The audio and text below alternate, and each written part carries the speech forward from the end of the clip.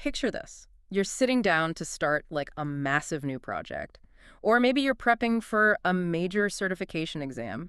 You open your laptop and what are you looking at? Probably absolute chaos. Exactly.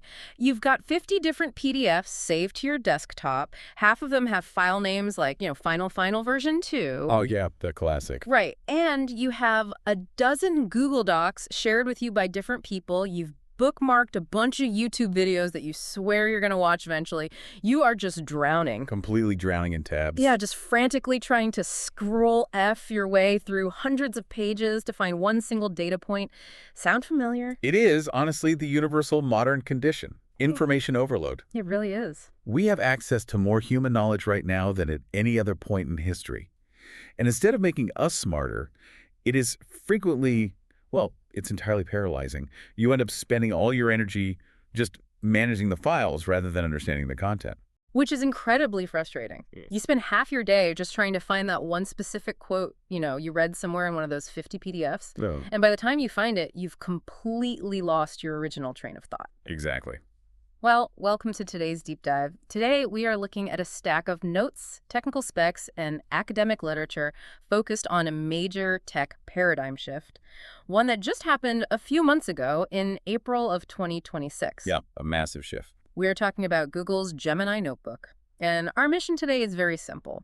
We are going to unpack exactly how this tool transforms your scattered, chaotic digital files into a deeply grounded, highly personal research assistant. And it really does change everything. It does. We're going to look at why this changes the way you learn, the way you work, and, the way you create. Okay, let's unpack this, because to really understand why this is such a big deal, we need an analogy here. Sure. When you use a standard AI chat interface today, it's essentially like talking to a clever stranger at a cocktail party. Right. They know a little bit about everything. Exactly. They are charming. They can give you a great summary of a book they skimmed once.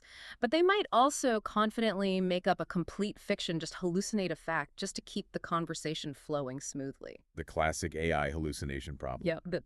But Gemini Notebook, using this is like hiring an impeccably organized, heavily caffeinated librarian who has actually memorized every single document you own, line by line, and they refuse to talk about anything else.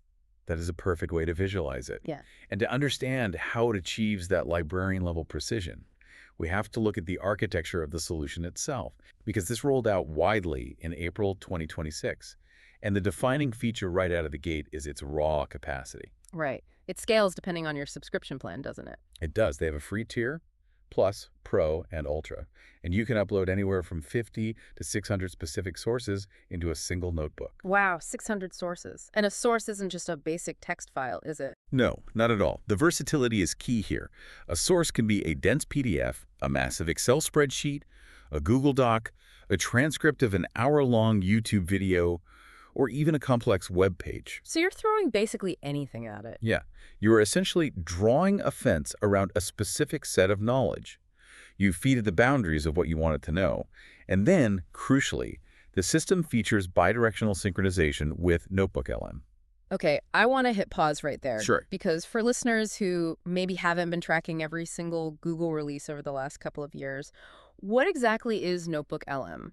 And why does it matter that these two things are talking to each other with this bidirectional sync? Right, so it's a vital piece of the puzzle.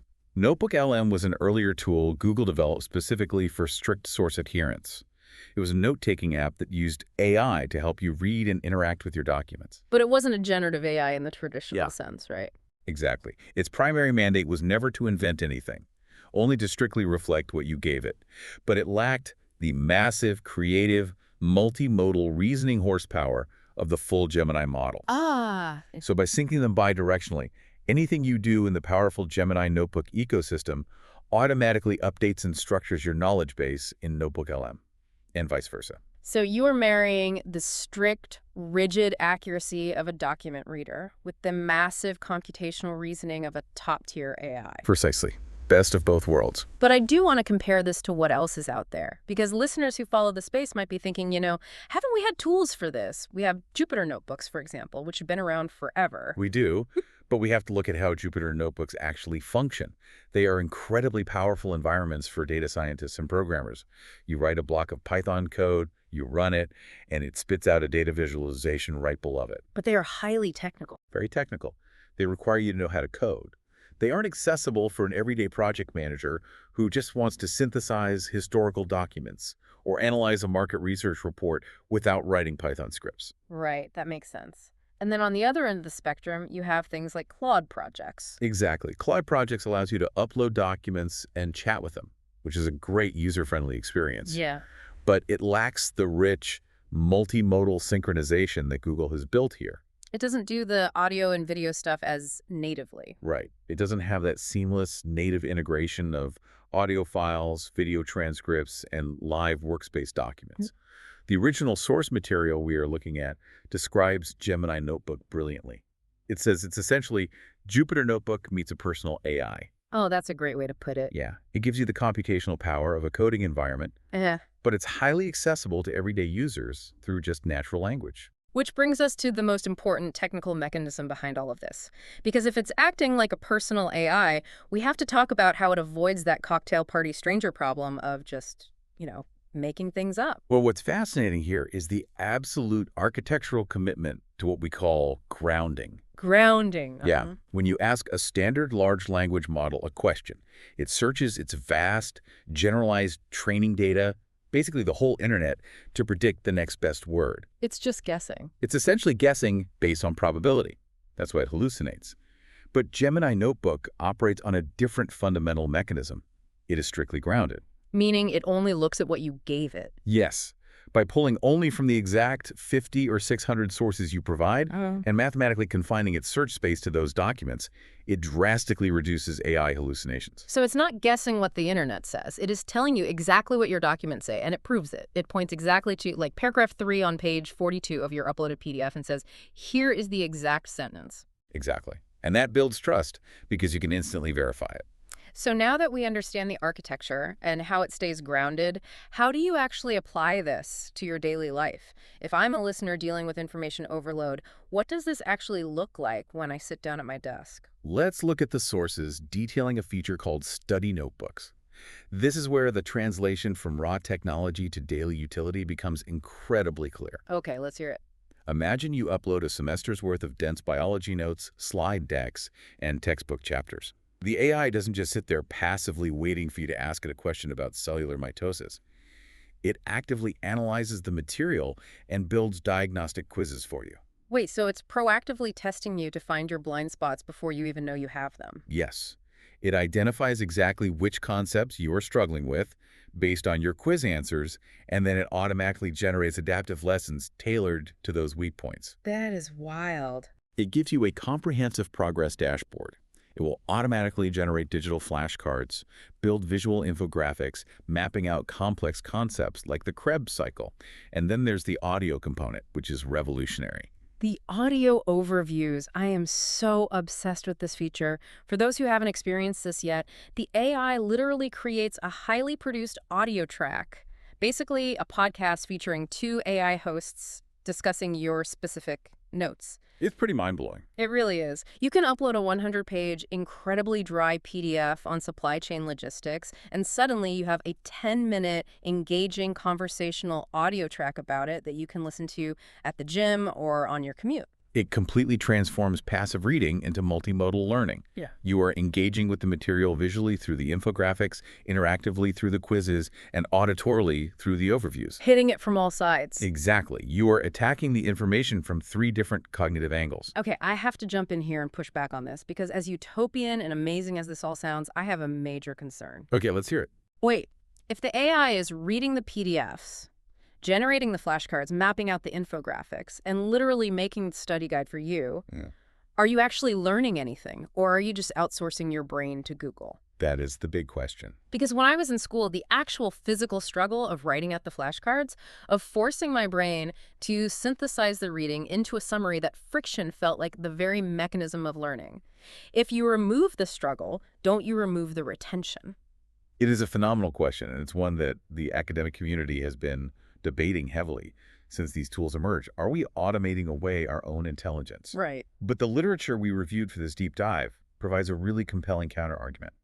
Specifically, there's a fascinating 2025 paper by Reina that addresses this exact dynamic. And what did they find? Raina's research shows that using these tools is not outsourcing your brain. Rather, it represents a massive reduction in cognitive load. Walk me through the mechanics of that. What exactly does Raina mean by cognitive load in this context? Think about your brain's working memory as a small whiteboard. You only have so much space to write on it at any given time. When you were studying the traditional way, how much of that whiteboard space is taken up by simply organizing the information? Oh, a lot. You're highlighting, copying text, pasting it into a new document. Exactly. You are physically formatting flashcards, digging through 3 different folders, trying to remember where one concept connects to another. Right. It's just endless busy work. And that is all administrative overhead for your brain. It is cognitive friction that takes up valuable space on your mental whiteboard, leaving less room for the actual processing of the ideas. Ah, I see where this is going. Raina's research argues that by removing that friction, by letting the AI do the cutting, pasting, and formatting, you spend less time organizing the literature and significantly more time cognitively engaging with the core concepts. So you actually have more energy for the hard stuff. Yes, you are spending your mental energy on synthesis, critical thinking, and application rather than just data entry. Okay, when you put it like that, it completely changes the perspective. You're not skipping the learning, you're skipping the manual labor of learning. Precisely. You're going straight to the higher order thinking. Instead of spending 2 hours building the flashcards, you spend 2 hours debating the nuances of the concepts with the AI. You're wrestling with the ideas instead of wrestling with the highlighter. You are elevating the level at which you interact with the material.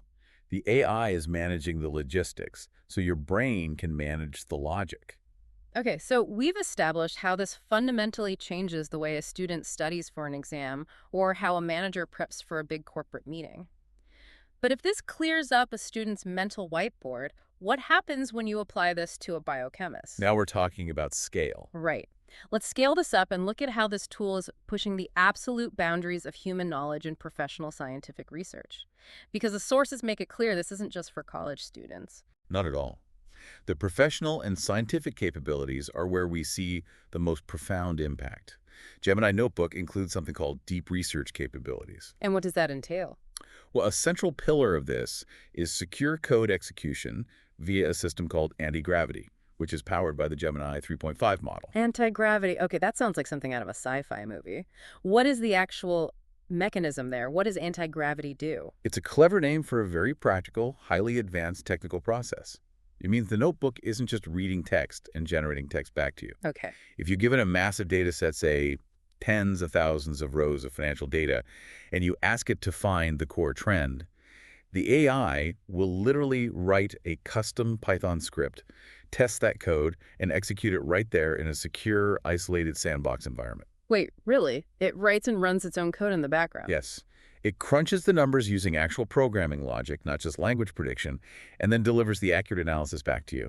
And it does all that based on a plain English request. I don't need to know Python. I just say, find the trend, and the AI writes the code, runs the code, and gives me the answer. Exactly.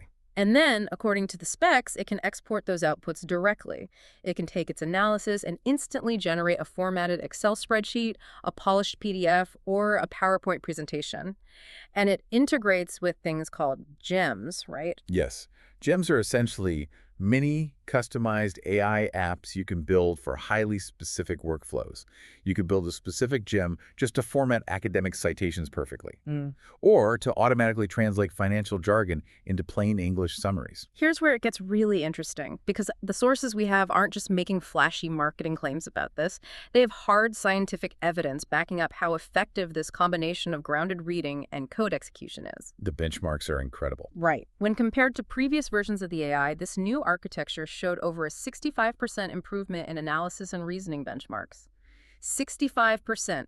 That is a generational leap in a matter of months. Well, if we connect this to the bigger picture, it is a staggering metric. Traditional language models struggled with complex reasoning because they were fundamentally just predicting words. Right. But when you combine strict grounding in facts with the ability to execute code to verify math and logic, the reasoning capabilities skyrocket. And we are seeing that 65% leap applied in the real world right now. The sources mention some really specific cases, right? Yeah, the notes cite specific peer-reviewed, verified examples from prestigious scientific journals like Nature and RxCs. Let's get specific. Walk me through one of these examples. How is a scientist actually using this on a Tuesday afternoon? One of the most compelling examples in the literature is in biomedical research, Hmm. specifically in drug repurposing. Meaning taking an existing, already approved drug and finding a totally new disease it can cure. Exactly. Normally, drug discovery takes decades and billions of dollars, but think about the sheer volume of medical literature published every week. No human scientist can read it all. It's impossible. But with Gemini Notebook, a researcher can upload a massive database of chemical structures of existing drugs alongside millions of pages of recent research on newly discovered disease proteins. So they feed the AI the entire universe of this specific medical problem. Right. And the AI can cross-reference the chemical compounds against the historical literature in seconds. It can find a molecule that was mentioned in a 1998 paper for asthma, check it against the chemical structure of a new protein related to a rare autoimmune disease, and flag it for the scientist. Wow. The notebook can hold the entirety of a specialized medical field's literature and find the hidden, buried connections that a human might take 3 lifetimes to spot manually. That is incredible. And the sources also mention epidemiological forecasting, right? Predicting the spread of diseases. And yes, they do. The notes say models built using this AI collaboration actually outperformed the predictive models used by the CDC. They did. By feeding the AI real-time localized data, mobility reports, and historical outbreak patterns, researchers were able to generate localized predictive models that were more accurate than the generalized national models. You know, we started this deep dive by comparing this tool to a highly organized librarian. But for a researcher, this isn't just a digital filing cabinet. It's like moving from a standard desk calculator to a particle accelerator for your ideas. That's a great analogy. You are taking massive concepts, smashing them together at light speed in this secure environment, and seeing what entirely new elements are created from the collision. This represents the dawn of a completely new era of human-AI collaboration in research. The traditional timeline of science, from forming a hypothesis to securing funding, to years of manual literature review, to experimentation, to peer review it, is incredibly slow. Painfully slow. Tools like Gemini Notebook are actively accelerating the timeline from hypothesis to breakthrough. The AI does the heavy lifting of the literature review and the initial data modeling, which allows the human scientist to focus entirely on the creative and intuitive leaps that actually drive true innovation. It's thrilling. But with this much power to process unreleased scientific data, proprietary corporate strategies, or personal financial records, we have to talk about where all that data is actually going. Yeah, that's the big catch. Because this level of speed and power sounds flawless, which is exactly why we must critically examine the fine print. There is always a catch. What are the tangible limitations here? The fine print is significant, and it starts with access. There are real subscription barriers to this level of power. First, there are age limits. It is currently restricted for users under 18. Which makes sense, given the potential for academic shortcuts we were talking about earlier with the study notebooks. Right. There are also restrictions within workspace and education accounts, where IT administrators have to carefully control how data is shared across an organization. And frankly, there's financial cost. It's not all free. No. While there is a free tier, to get those massive 600 source limits in the anti-gravity code execution sandbox, you are paying for the highest ultra tiers. And then there is the elephant in the room with any cloud-based tech privacy. Absolutely. The data in Gemini Notebook lives in the Google Cloud. Now, Google has strict enterprise privacy policies, but the reality is that you must be incredibly cautious with sensitive information. You can't just throw anything in there. No. If you are a lawyer dealing with sensitive case files, a doctor with patient medical records, or an executive with highly classified trade secrets, you have to deeply understand the data governance of uploading that into an AI model, even a private one. Yeah, you can't just blindly upload your company's entire unreleased 5-year financial strategy without checking with your compliance department first. Definitely not. And beyond privacy, the sources emphasize the persistent underlying risk of overconfidence and bias in large language models. Even with the grounding. Yes. Gemini Notebook is deeply grounded, and yes, it cites its sources perfectly. But it is still an AI. It can still misinterpret the subtle nuance of a complex scientific paper. or pull a technically accurate quote entirely out of context to support a flawed argument. So users really must verify the output. You cannot just blindly trust it because it has a citation attached. Which means the human has to stay engaged. Well, this raises an important question about our future skills. As these tools become more integrated, as things like deepthink and anti-gravity grow, the nature of our work changes. Wait, do you think that's the mechanism where the AI takes long pauses to compute multiple logical pathways and debate with itself before it gives you an answer? Exactly. It's the AI essentially taking time to reason through a complex problem step by step. And as tools like that and code executing tools like anti-gravity become the norm, the sources point to an urgent need for AI literacy. It's a whole new skill set. It really is. It is no longer enough to just know how to type a prompt into a chat box. You need to know how to evaluate the AI's underlying logic. You need to know how to purposely structure a knowledge base so you don't accidentally introduce bias. And most importantly, you need to know how to spot when the AI is confidently leading you down a logical dead end. Exactly. It's not just reading and writing anymore. It's AI management. So what does this all mean for you, the listener? It means you can't just let the notebook do all your work on autopilot. If you do, you'll end up having to explain to your boss why your latest critical project report sounds exactly like an overly enthusiastic AI podcast host. Yeah, you have to stay in the driver's seat. It is about understanding the boundaries and the mechanics of the machine so you can push the boundaries of your own work. The AI is a tool, not a replacement for human judgment. Well, as we bring this deep dive to a close, let's synthesize what we've actually uncovered today. Gemini Notebook, launched in April 2026, is clearly not just a fancy digital folder system. Not at all. It is a profound multiplying force for human intelligence. It takes the creative, conversational flexibility of the Gemini model and merges it directly with the deep, grounded, factual reliability of Notebook LM. It acts as an anchor. In an information-saturated world where we are constantly bombarded with noise and paralyzed by too many tabs, it returns control, structure, and efficiency to the user. It really does. It allows you to define the boundaries of your truth by selecting your sources and then work securely and brilliantly within them. So our call to action for you today is to go experiment with it yourself, even on the free tier.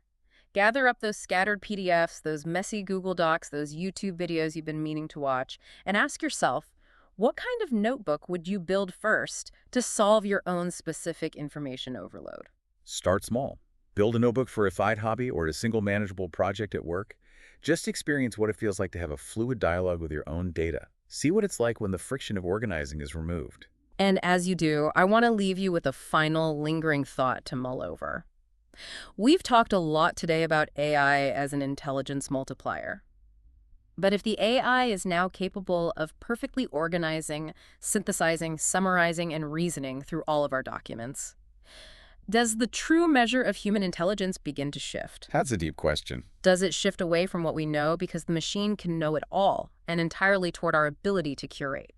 In the future, perhaps you are only as smart as the quality of the sources you choose to feed your machine. That is a fascinating shift in perspective. If the machine handles the synthesis, curation becomes the ultimate human skill. Something to think about next time you hit download on yet another PDF. Thanks for joining us on this deep dive. Keep questioning, keep learning, and we'll catch you on the next one.